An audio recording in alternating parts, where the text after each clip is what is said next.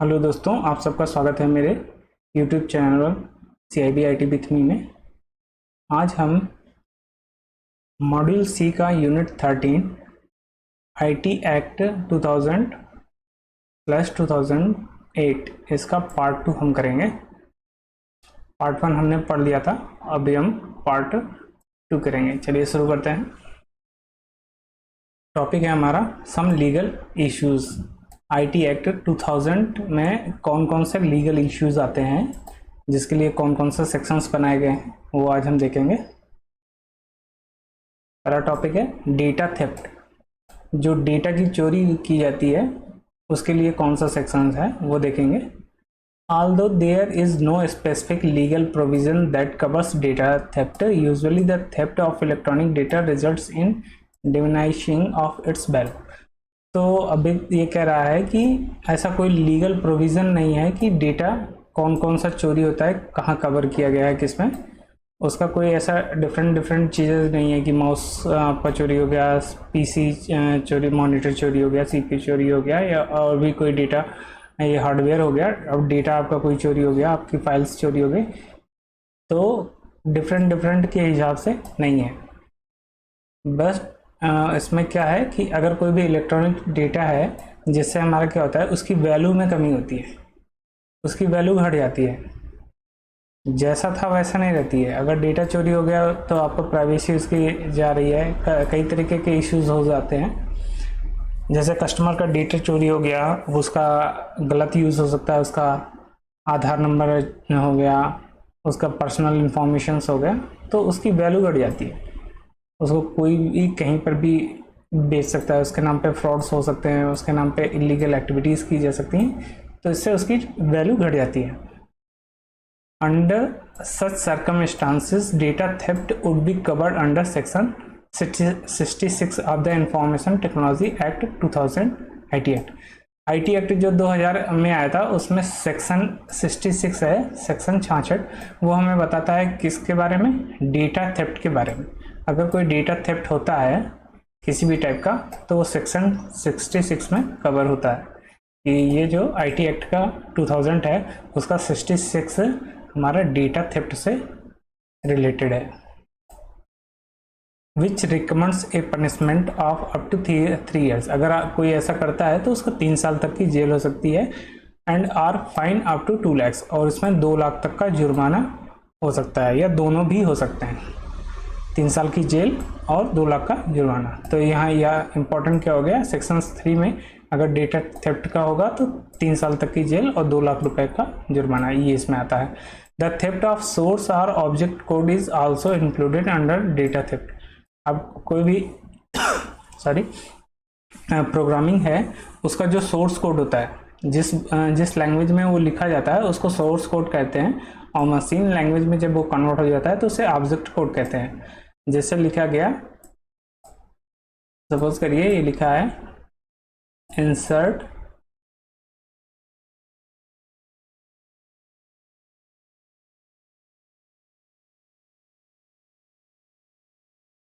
A is equal to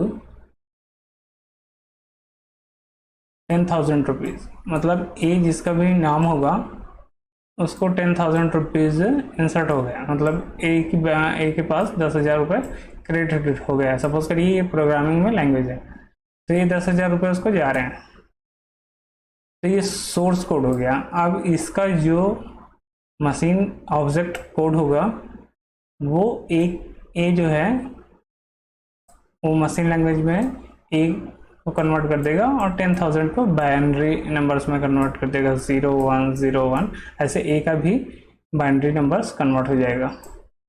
तो इसका तो ये जो भी लैंग्वेज में चेंज हो जाएगा वो ऑब्जेक्ट कोड कहलाएगा। ये भी सोर्स कोड और ऑब्जेक्ट कोड, ये दोनों का अगर डेटा थेफ्ट हो गया, कोई सॉफ्टवेयर का प्रोग्राम हो गया, उसका ऑब्जेक्ट कोड हो गया, अगर उसका थेफ्ट होता है तो वो भी कवर होता है किसमें, अंडर 65 में। इस पे भी स्पेसिफिक प्रोविजन है इसके लिए, जो कि सेक्शन 65 में आता है। A crime under this section is punishable with imprisonment up to 3 years and or with fine. इसके साथ 3 साल तक की इसमें भी कैद है, और फाइन के साथ है या फाइन के केवल फाइन भी हो सकता है। Which can be extended up to 2 lakh, जो फाइन है वो 2 लाख रुपए तक मैक्सिमम दिया जा सकता है। इसमें 65 में 65 जो है किससे रिलेटेड करता है, ऑब्जेक्ट कोड और सोर्स कोड से। वो भी एक तरीके का डेटा ही थेफ्ट है, बट स्पेशल कैटेगरी दिया है सोर्स कोड और ऑब्जेक्ट कोड का, वो आएगा 65 में। अब आगे देखते हैं ईमेल एब्यूज क्या होता है। Sending pornography or options emails are punishable under section 65। अगर आप कोई भी पोर्नोग्राफी अश्लील चीज़ें भेज रहे हैं या उससे गंदा ईमेल्स कर रहे हैं किसी को, तो वो भी 67 में आता है सेक्शंस में, जो कि आईटी एक्ट का पार्ट है। An offence under this section is punishable under first conviction. अगर आपने ऐसा पहली बार किया तो आपको जेल होगी कितने दिन तक की, 5 साल तक की जेल हो सकती है विथ फाइन और बिना फाइन के भी। विच में extend up to 1 lakh, fine 1 lakh रुपए तक और 5 साल की जेल हो सकती है। In the event of second, ये ऐसा करने में फर्स्ट टाइम करने पे आपको 5 साल तक की जेल या 1 लाख रुपए तक जुर्माना हो सकता है, या दोनों हो सकता है। In the event of second, अगर दोबारा आपने किया इसको तो ये पनिशमेंट कितने तक हो जाएगी, विच में एक्सटेंड अप टू 10 ईयर्स, 10 साल तक की पनिशमेंट हो जाएगी। एंड फाइन 2 लाख रुपए तक हो जाएगा। सिंगल टाइम्स में 1 लाख रुपीज़ है और दोबारा ऐसा करेंगे तो 2 लाख रुपए है, ये याद रखिएगा। वैसे चिंता मत करिए कि इसी चैप्टर के लास्ट में मैं ये टेबल आपको प्रोवाइड कर दूंगा ये सारे सेक्शंस की, तो वो आपको थोड़ा इजी होगा। बस यहाँ समझते चलिए कि किसमें क्या है, क्या होता है। फिर ये है emails that are defamatory in nature are punishable under section 500 of the Indian penal code. अब जो ये सेक्शन आईटी एक्ट का नहीं है 500, ये आईपीसी का है, जो इंडियन पेनल कोड है उसका है। अगर किसी ने किसी को ऐसा ईमेल्स भेजा है जिससे उसको किसी चीज़ का डिफैमेटरी हो रहा है, मतलब किसी भी तरीके का हानि हो रही है जिससे उसको कुछ नुकसान हो जा रहा है, वो किस में आएगा, आईपीसी की सेक्शन 500 में आएगा। Which recommends an imprisonment up to 2 years, जिसमें 2 साल की जेल है और फाइन आर बोथ, फाइन के साथ ही है, दोनों मिला के हो सकता है। अकेले फाइन भी दिया जा सकता है या 2 साल की सजा भी हो सकती है, या दोनों दिए जा सकते हैं। Threatening emails are punishable under the provision of the IPC. अगर किसी को हम ईमेल के द्वारा धमकी दे रहे हैं तो वो भी किस में आएगा, आईपीसी के में आएगा। इंसल्ट एंड एनॉनिमस, तो वो चैप्टर 12 में दिया गया है, ये आईटी एक्ट का पार्ट नहीं है, लेकिन पता होना चाहिए अगर ईमेल से धमकी दे रहे हैं तो वो आईपीसी में आएगा। फिर डेटा अल्ट्रेशन है। अगर किसी भी आपने मान लीजिए डेटा आपने चुराया नहीं, लेकिन डेटा का मोड चेंज कर दिया है। जैसे डेटा में लिखा था कि ए के पास 10,000 रुपये हैं, उसको आपने चेंज करके ए के पास 1 लाख रुपए कर दिया, तो डेटा आपने चेंज कर दिया, कुछ चुराया नहीं लेकिन डेटा में मॉडिफिकेशन कर दिया, या 10,000 से 10 रुपये कर दिया, तो डेटा में उसके चेंज हो गया, तो वो किस में आएगा, section 66 of the IT act, ये वो भी 66 में आएगा, डेटा थेफ्ट में ही आएगा। क्योंकि इसमें अनऑथराइज्ड अल्ट्रेशन ऑफ डेटा भी उसी में कवर किया गया है। This sections deals with hacking according to the sections unauthorised alteration of data is punishable with 3 years. तो ये अगर हैकिंग भी हो रही है, हैकिंग के द्वारा ये किया जा रहा है, अनऑथराइज्ड अल्ट्रेशन किया जा रहा है, तो वो भी इसी में आएगा, सेक्शन 66 में आएगा। इसमें 3 साल तक की जेल है और फाइन 2 लाख तक है, या दोनों भी सजाएं हो सकती है। हर जगह सजा दोनों या अकेले भी हो सकती है। A part of this section 60A was repealed later in amendment of IT Act in 2008 as described in the following sections। तो जो सेक्शन 66 है उसमें बाद में एक संशोधन करके 66A भी जोड़ा गया, जो कि 2008 में आया था, जिसे हम अभी आगे आने वाले 1-2 पेज के बाद हम पढ़ेंगे। देखते हैं अब आगे अनऑथराइज्ड एक्सेस क्या है। अगर किसी की सिस्टम में आप बिना उसकी इजाज़त के एक्सेस पा रहे हैं या डेटा में, तो वो किस में आएगा, सेक्शन 43 में आएगा आईटी एक्ट में, जिसको हम पेनाल्टी जिस पे है 1 करोड़ रुपए तक है। दिस ऑफेंसेस, अगर आपने किसी के सर्वर्स में, किसी के नेटवर्क्स में अनऑथराइज्ड एक्सेस कर रहे हैं तो आपको पेनाल्टी चुकानी पड़ेगी 1 करोड़ तक। फिर आगे है वायरस एंड मैलिशियस कोड। किसी के पीसी में, किसी के सिस्टम सर्वर्स में आपने अगर वायरस या मैलिशियस कोड इंस्टॉल कर दिया तो उसके लिए भी आपके लिए पनिशमेंट है।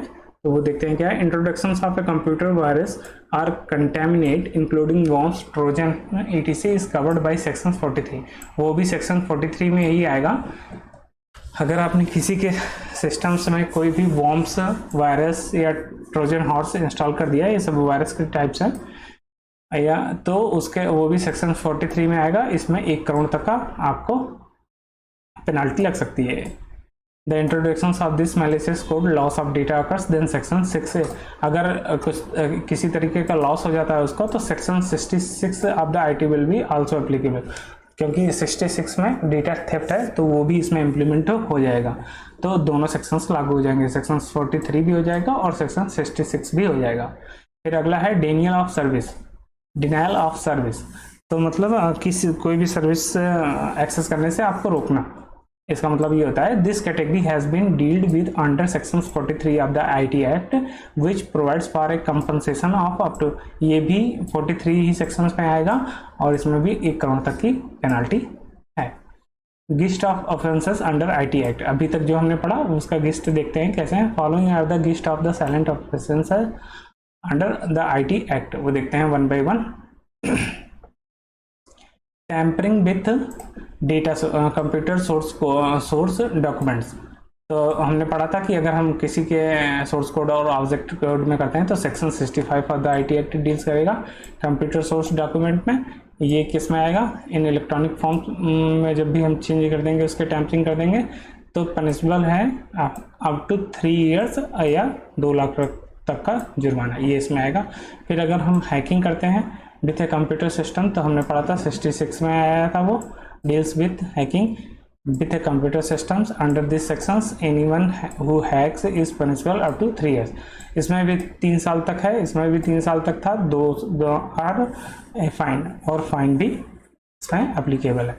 तो अगला है publishing offences information in electronic forms, कोई भी हम ऐसा पब्लिश करते हैं ऑप्शंस इंफॉर्मेशन, तो सेक्शन 67 डील करेगा with publishing options information in electronic form. अगर हम ऐसा करते हैं इलेक्ट्रॉनिक फॉर्म में कुछ भी डेटा ऑप्शंस डेटा हम अगर पब्लिश करते हैं तो वो हमारा सेक्शन 67 में डील करेगा।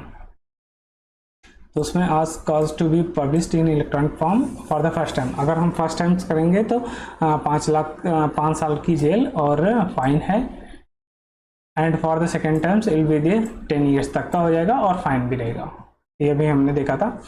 फिर controllers authority to issue orders, अगर कंट्रोलर अथॉरिटी कोई इशू करती है ऑर्डर्स किसके रिगार्डिंग में, अगर कोई भी चीज़ के लिए मना किया गया है, अगर उसका वायलेशन करते हैं आप, तो सेक्शन 68 डील्स करेगा उसके साथ। Controllers authority to issue order under this sections anyone who fails to comply with any orders, अगर गवर्नमेंट ने कोई ऑर्डर्स दिया है आप उसको वायलेट करते हैं तो कंट्रोलर्स अथॉरिटी एक ऑर्डर इशू करेगी जो सेक्शन 68 के तहत होगा, जिसमें आपको 2 साल की जेल या फाइन देना पड़ेगा। फिर अगला है instructions to subscriber to help decrypt informations. अब जो इस रूल के अंदर क्या आएगा, जो भी इंफॉर्मेशन है इफ उसको डिक्रिप्ट कर सकते हैं, क्योंकि इंफॉर्मेशंस कई ये सारी इंफॉर्मेशन इंक्रिप्टेड फॉर्म में ट्रेवल करती हैं नेटवर्क में, तो उनको ज़रूरत पड़ने पे गवर्नमेंट उनको डिक्रिप्ट करा सकती है इस पॉइंट के जरिए, इस सेक्शंस के जरिए। If it is essential in the national interest, अगर राष्ट्र के प्रति अगर कोई ज़रूरत पड़ जाती है, the government may be able to intercept any information send through any computer resource, कोई भी इंफॉर्मेशन कहीं पर भी भेजी गई हो तो उसको इंटरसेप्ट करवाया जा सकता है गवर्नमेंट के द्वारा। फिर अगला सेक्शन है प्रोटेक्टेड सिस्टम, अगर कोई सिस्टम प्रोटेक्टेड है उस पर आपने एक्सेस किया तो सेक्शन 70 डील्स करता है with protected system and state that anybody who secures और attempts to gain access to a protected system, जैसे बैंक का सिस्टम्स है वो प्रोटेक्टेड सिस्टम्स है, फायरवॉल के अंदर है, अगर किसी ने उसके अंदर इलीगली घुसने की कोशिश की और वायलेशंस किया तो सेक्शन 70 उस पर हो जाएगा, लागू होगा, तो इम्प्रोजमेंट एंड फाइन, उसको जेल और फाइन दोनों होगी। अब यहाँ पर यह समझने वाली है कि जैसे बैंक के प्रेमाइसेस बैंक के सिस्टम का एक्सेस किसी ने किया, सेक्शन 70 भी लगेगा, डेटा उसने थेफ्ट किया हैकिंग से किया, सेक्शन 66 भी लगेगा, 65 भी लगेगा, सेक्शन 43, तो कई सारे सेक्शन एक साथ लग जाएंगे। फिर अगला है मिस रिप्रेजेंटेशन पेनाल्टी, अब आपने कुछ चुराया नहीं लेकिन जो डेटा है उसको मिस रिप्रेजेंट कर दिया तो वो भी सेक्शन 71 में आ जाएगा। Under section 71 misrepresentation is punishable by 2 years in prison and a fine ₹1 lakh. तो इसमें 2 साल की सजा है या 1 लाख रुपए तक है या दोनों सजाएं हो सकती हैं इसमें। फिर अगला है punishment for breach of confidentiality and privacy. आपने किसी की कॉन्फिडेंशियलिटी और प्राइवेसी ब्रीच कर दी, जैसे आपने किसी का फेसबुक आईडी हैक कर दिया या कोई और व्हाट्सएप हैक कर लिया, कुछ भी ऐसा चैनल्स उसका हैक कर लिया, उसकी आईडी एक्सेस कर ली, तो कॉन्फिडेंशियलिटी और प्राइवेसी है आपने उसको ब्रीच करके उसको पब्लिक कर दिया, तब ये सेक्शंस आएगा। तो ये सेक्शन 72 में आएगा, addresses the penalty for breach of confidentiality and privacy. तो कॉन्फिडेंशियलिटी और प्राइवेसी किस सेक्शंस में आएगा, वो हमारा सेक्शन 72 में आएगा। Those who violate confidentiality and privacy are subject to fines and imprisonment under this sections। तो उसको इस सेक्शंस के अंतर्गत जेल की सजा और पेनाल्टी दोनों, फाइन और इम्प्रिजनमेंट दिया जा सकता है। वो कोर्ट डिसाइड करेगी कितना अमाउंट रखना है उसके हिसाब से। फिर अगला है publications for a fraudulent purpose. अब आपने कुछ ऐसा पब्लिक कर दिया, जैसे आपने कई सारा देखा होगा फ्रॉड करते हैं कि उन्होंने कहीं सोशल मीडिया पे या किसी न्यूज़पेपर में कहीं पर भी इश्तिहार दे दिया कि इसमें 20% रिटर्न आ रहा है, 40% रिटर्न आ रहा है। तो इस तरह का आपने पब्लिकेशंस किया फ्रॉडलेंट पर्पज के लिए, तो वो सेक्शन 74 में आएगा। deals with publication of for a fraudulent purpose and it carries a penalty up to 2 years in prison or a fine। तो फाइन भी है और 2 साल तक की सजा भी है इसके अंदर। फिर act to apply even in the case of an offences or contravention committed outside India. अगर कुछ भी ऐसा ऑफेंस या कुछ भी किया गया है बाहर से, भारत के बाहर से, अगर कुछ भी इस तरह का जितने भी एक्ट है वो इस तरह का आपने किया है ऑफेंसेस, तो ये एक्ट तब भी अप्लाई होगा। तो ये पॉइंट थोड़ा इंपॉर्टेंट हो जाता है कि अगर कोई भी क्रिमिनल एक्टिविटी की गई है आउटसाइड इंडिया तो आईटी एक्ट उस पर इम्प्लीमेंट होगा कि नहीं, तो आंसर होगा वो इम्प्लीमेंट होगा।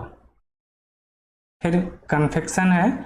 अब सेक्शन 76 बोलता है वो जब्ती से संबंधित है। अगर कन्फेक्शन किसी की भी प्रॉपर्टी गवर्नमेंट जब्त कर सकती है। Anything relevant to the provision of this act as well as the rules and regulations defined there is subject to confiscations if they are broken. अगर किसी ने इस तरह का ब्रीच किया है, जो अभी तक हमने एक्ट पढ़ा उसके हिसाब से गवर्नमेंट के उनकी प्रॉपर्टी को भी जब्त कर सकती है रिकवरी के पर्पज से। तो अगला पॉइंट है penalties or confiscations not to interfere with other punishment. No penalty imposed or confiscations made under this act shall prevent the impositions of any other punishment which the persons affected thereby is liable under any other law। अब जो दूसरे other law में आ रहा होगा तो उसको interfere नहीं करेगी, लेकिन ये जो इस आईटी एक्ट के अंदर आ रहा होगा उसके हिसाब से ये अपना पनिशमेंट कन्फेक्शंस कर सकती है आईटी एक्ट के हिसाब से। फिर है पावर टू इन्वेस्टिगेट ऑफेंसेस। अब इस तरह का अगर कुछ घटना हो जाती है, ऑफेंसेस हो जाता है, तो किसको पावर दी गई है इन्वेस्टिगेट करने के लिए, ये पॉइंट इंपॉर्टेंट है। तो the act gives the power, ये आईटी एक्ट पावर देता है to investigate government to investigate offences. तो गवर्नमेंट इसको इन्वेस्टिगेट करेगी, तो वो उसमें किसको अथॉरिटी है, तो डिप्टी सुपरिटेंडेंट ऑफ पुलिस, कम से कम डीएसपी रैंक का होना चाहिए, shall investigate any offences under this act, इस एक्ट के अंतर्गत।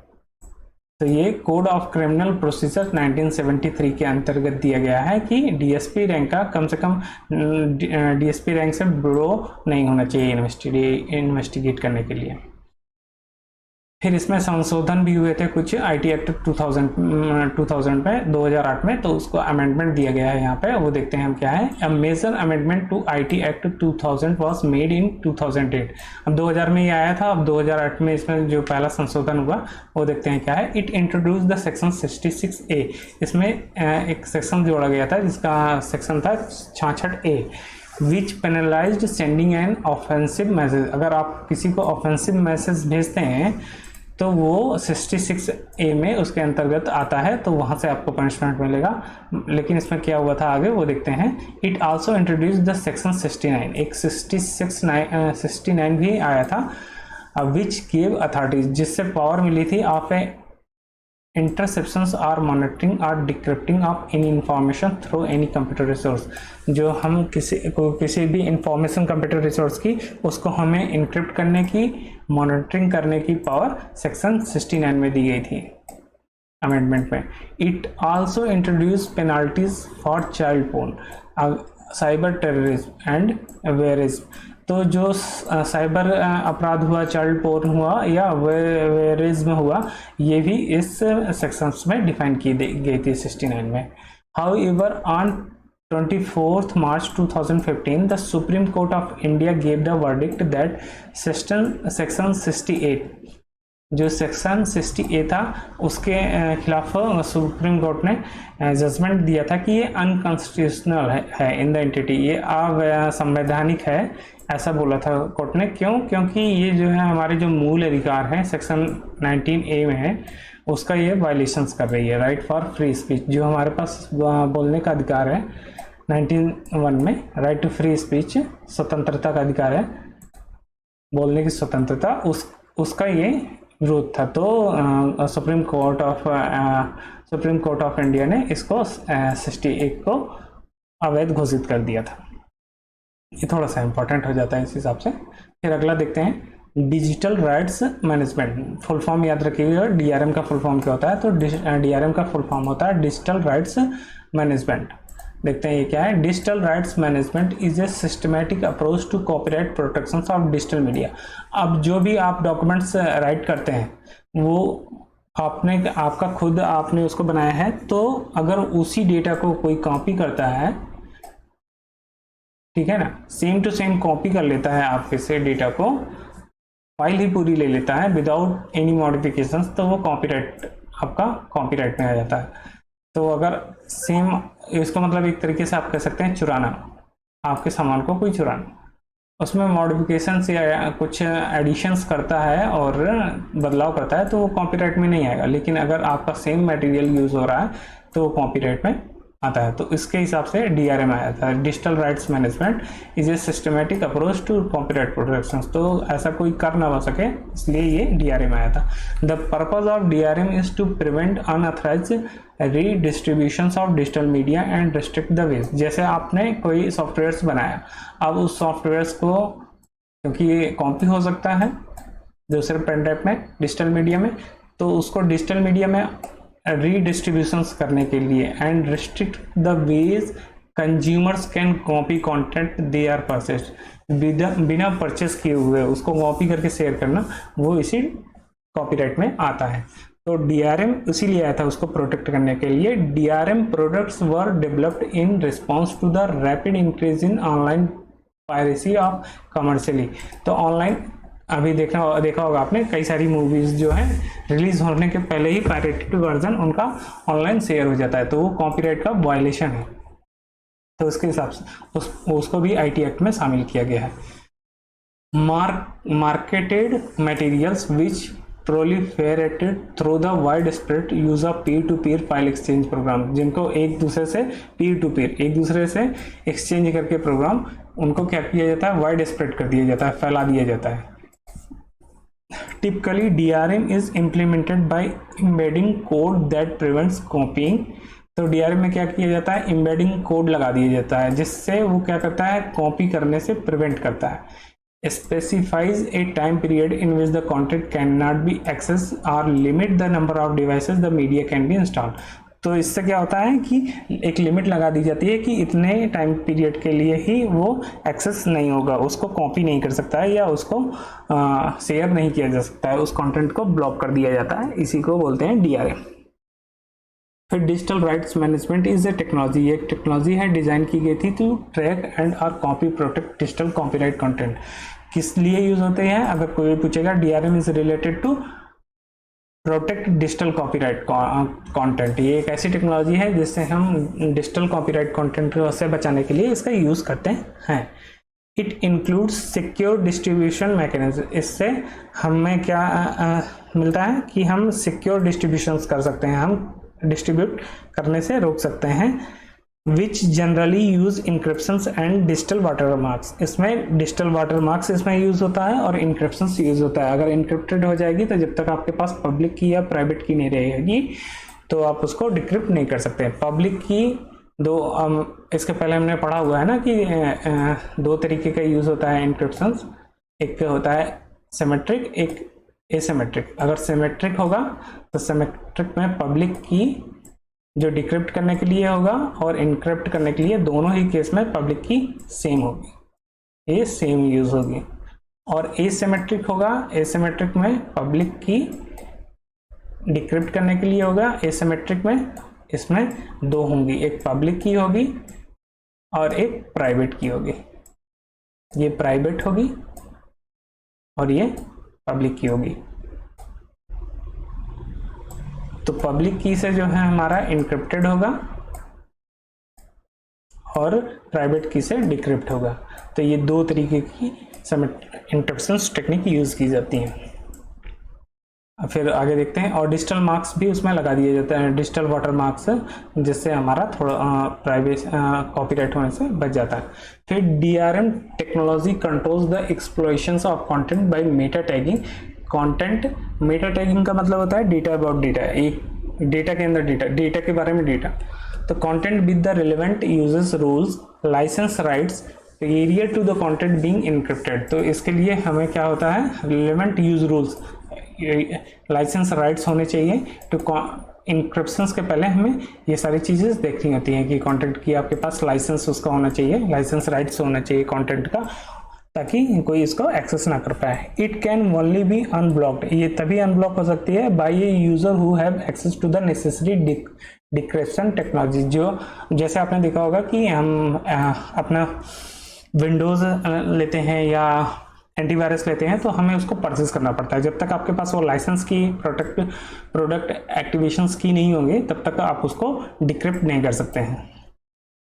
तो उसी में होता है ये परमिटेड यूज रूल, उसी की वजह से वो डिक्रिप्ट होते हैं, तभी वो अलाउ करता है।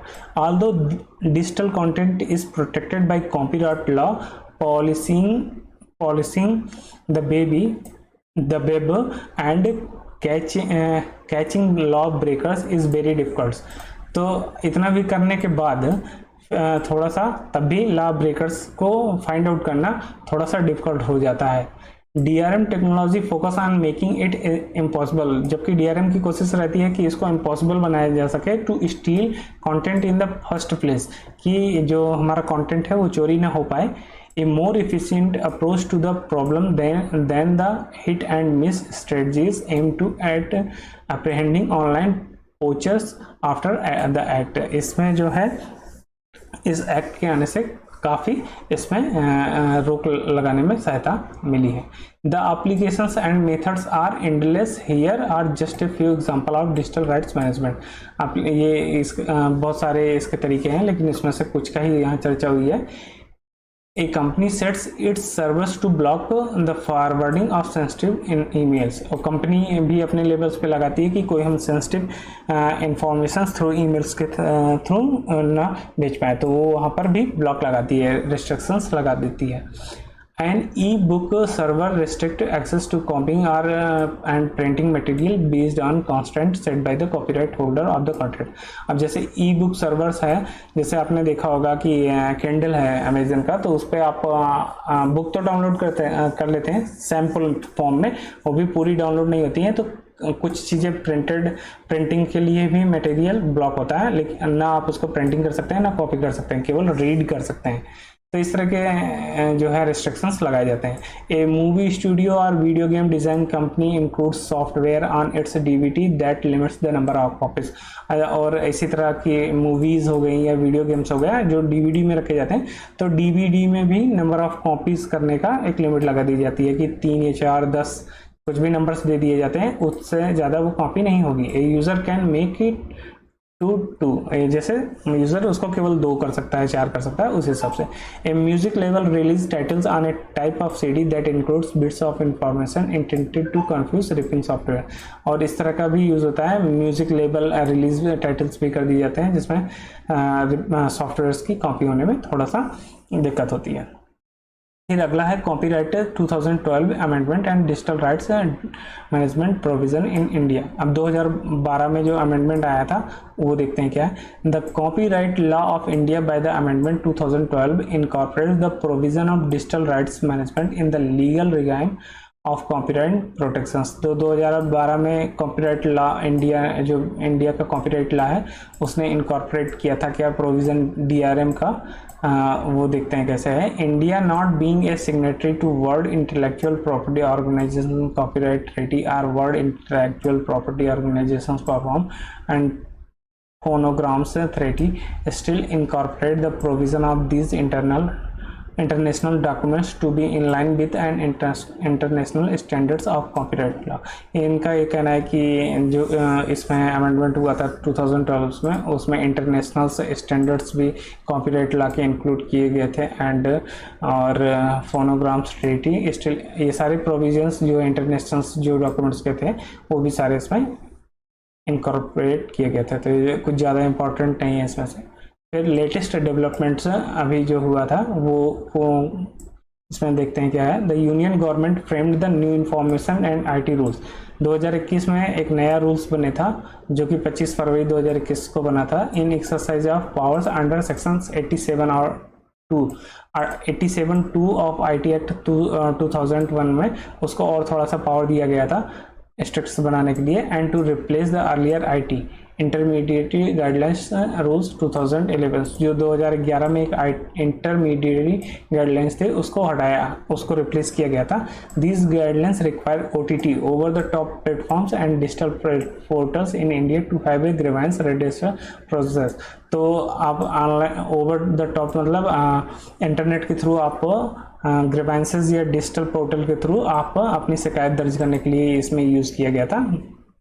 ग्रीवेंसेस रेड्रेसल सिस्टम बनाया गया था जहां कोई भी इससे संबंधित शिकायत कर सकता था और उसके रेड्रेसल होता था, उसकी समस्याएं सुनी जाती थी वहाँ। तो large digital platforms with more than 5 million users, ऐसे प्लेटफॉर्म्स जिसमें 5 मिलियंस 1 मिलियन में 10 लाख होता है तो 50 लाख से यूजर्स से ज़्यादा हों, जिसमें जैसे व्हाट्सएप में है यूजर्स, फेसबुक में है, ट्विटर्स में है, इंस्टाग्राम, गूगल में है। उनको क्या करना था, required to produce monthly compliance report. उन्हें मंथली कंप्लायंस रिपोर्ट सबमिट करना था कि कितने यूजर्स उनके यहाँ कौन कौन से ग्रीवेंसेस रजिस्टर्ड हुई, समस्याएं रजिस्टर्ड हुई, डिटेल्स ऑफ कंप्लेंट्स रिसीव, जो भी कंप्लेंट्स रिसीव हुई हैं फ्रॉम यूजर्स और क्या एक्शंस उसके लिए लिए गए हैं, ये इनको मंथली सबमिट करना था। लेकिन most of these platforms have approached high courts, और लेकिन ये लागू नहीं हो पाया क्योंकि कई लोग हाई कोर्ट्स पहुंच गए और सुप्रीम कोर्ट पहुंच गए कि इस रूल्स पे स्टे लग जाए।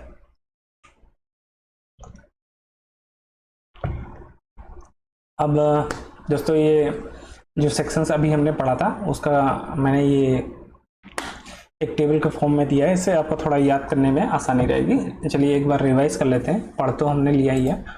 सेक्शन 66 किस चीज़ के लिए है? डेटा थेफ्ट के लिए। किसी भी तरीके का डेटा थेफ्ट हो या अनऑथराइज्ड अल्टरेशन हो डेटा में और ऑफ डेटा और हैकिंग हो। अगर हैकिंग वर्ड्स आता है, अनऑथराइज्ड एक्सेस आता है, अल्टरेशन आता है, डेटा थेफ्ट आता है तो सेक्शन 66 लगेगा। इसमें 3 साल की सजा है और 2 साल का 2 लाख रुपए तक का फाइन है, या दोनों हो सकते हैं। दोनों हमेशा रहेगा तो वो थोड़ा सा याद रखिएगा। तो 3 साल तक की सजा या 2 लाख रुपए का जुर्माना है। फिर सेक्शन 65 आता है, वो भी डेटा थेफ्ट से है, लेकिन कैसा? सोर्स कोड या ऑब्जेक्ट कोड का है, या टेम्परिंग करना with computer source. Computer source के माध्यम से टेम्परिंग करना, किसी भी डेटा को चेंज कर देना और उसको पब्लिश करना, या सोर्स कोड या ऑब्जेक्ट कोड का थेफ्ट करना, तो वो सेक्शन 65 में आएगा। डेटा थेफ्ट यहाँ पर भी है, लेकिन यहाँ पे डिफरेंस क्या है? सोर्स कोड और ऑब्जेक्ट कोड के लिए है, और किसी भी डेटा को टेम्पर करके, यहाँ अल्टरेशन है, यहाँ पर भी टेम्पर है, लेकिन कंप्यूटर्स के थ्रू करना और उसको पब्लिश करना, तो ये सेक्शन 65 में आएगा। इसमें भी दोनों में सेम प्रेजेंटमेंट है। फिर अगला है सेक्शन 67, सेंडिंग पोर्नोग्राफी और ऑफेंस ईमेल्स। आप किसी को गंदी मेल्स करते हैं या अश्लील चीज़ें भेजते हैं मेल के थ्रू, तो वो आएगा सेक्शन 67 में। और इसमें फर्स्ट टाइम होगा तो 5 साल तक की सज़ा है, 1 लाख रुपए है। अगर दोबारा करते हैं तो ये 5 साल की जगह 10 साल हो जाएगा और यहाँ 2 लाख रुपए हो जाएगा। ये बस इसमें इतना है। फिर आगे देखते हैं अगले सेक्शन 68 में क्या है।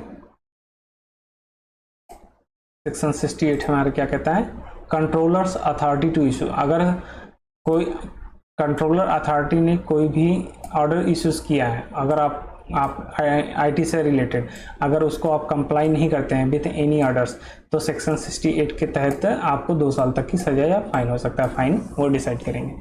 फिर सेक्शन 70 आता है, जो कि कहता है कि gains access to a protected system. आप किसी प्रोटेक्टेड सिस्टम में एक्सेस आप अनऑथराइज तरीके से लेते हैं तो सेक्शन 70 आएगा। जैसे आपने बैंक के सर्वर में इलीगली बिना परमिशन के एक्सेस अगर आपने कर लिया हैकिंग के थ्रू या किसी भी तरीके से, तो आपको जेल होगी और फाइन होगा। वो कोर्ट डिसाइड करेगी कितना वैल्यू कितने दिन का जेल, क्योंकि लॉस के ऊपर डिपेंड करेगा। फिर कंप्यूटर के थ्रू आप मिस रिप्रेजेंटेशन करते हैं किसी भी डेटा में, तो सेक्शन 71 आएगा। वो 2 साल की सजा और 1 लाख रुपए है। फिर सेक्शन 72 आएगा, अब किसी की कॉन्फिडेंशियलिटी और प्राइवेसी आपने ब्रीच की तो सेक्शन 72 आएगा, जिसमें फाइन्स और सजा दोनों है। फिर सेक्शन 74 है, अगर आपने फ्रॉडलेंट पर्पस के लिए आपने कोई गलत पब्लिकेशन किया है, कुछ भी पब्लिश किया है, जैसे आपने दे दिया कि इसमें आप इन्वेस्टमेंट करिए आपको इतना रिटर्न मिलेगा, फर्जी, तो वो उसमें भी 2 साल के लिए प्रिजन है या फाइन है। फिर सेक्शन 76 के तहत किसी की भी अगर कुछ भी ऐसा करता है तो उसकी संपत्ति जब्त करने का अधिकार सेक्शन 66 में आईटी एक्ट में दिया गया है। फिर आगे देखते हैं आगे और कौन सा सेक्शंस हमने पढ़े थे। सेक्शन 500 आईपीसी का है, आईटी एक्ट का नहीं है। अगर ईमेल्स के द्वारा आप डिफेमेटरी इन नेचर्स का कोई मेल भेजते हैं तो आपको 2 साल तक की सजा या फाइन हो सकता है, फाइन या दोनों हो सकता है। सेक्शन 43 में 1 करोड़ है, ये याद रखिएगा, ये थोड़ा बस इसी में अमाउंट जाता है। सेक्शन 43 में unauthorised access installing of computer virus including worms, Trojan horse या डॉस। तो अगर इस तरह का खर्च करते हैं तो पेनाल्टी है आपको 1 करोड़ रुपए तक। दोस्तों इसी के साथ ये जो हमारा चैप्टर है यूनिट 30 मॉड्यूल सी का आईटी एक्ट एंड 2000/2008 इसी के साथ ख़त्म होता है। दोस्तों आपको मेरा वीडियो अच्छा लग रहा हो तो अपने दोस्तों के साथ शेयर करिए और मेरे चैनल को ज़्यादा से ज़्यादा सब्सक्राइब करिए, वीडियो को लाइक करिए और बेल आइकन को क्लिक करिए ताकि आपको नोटिफिकेशन समय समय पर मिलता रहे। आप हमारा जो टेलीग्राम चैनल है CIB IT विथ मी के नाम से, उसको भी आप ज्वाइन कर सकते हैं। मिलते हैं दोस्तों अगले वीडियो में।